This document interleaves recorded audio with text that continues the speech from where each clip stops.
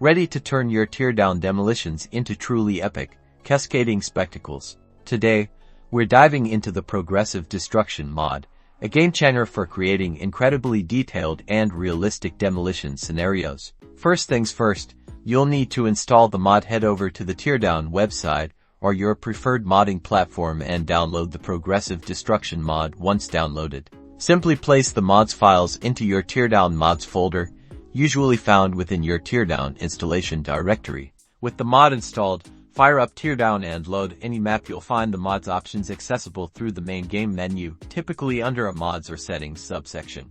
The beauty of this mod lies in its ability to control the progression of destruction. You can adjust parameters like initial impact force, chain reaction multipliers, and even material degradation rates.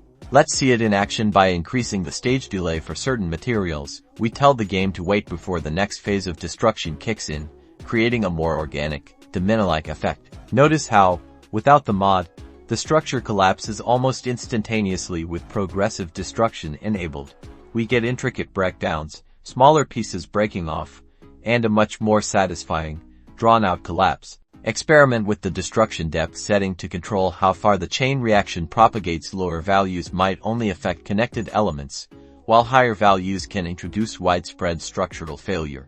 You can also fine-tune the trigger thresholds for different materials, meaning certain types of damage will initiate subsequent destruction more readily than others. This allows for incredibly specific and controlled demolition sequences. By layering these adjustable parameters, you can craft scenarios that are not just explosive, but intelligently and progressively destructive, making your teardown creations truly unforgettable.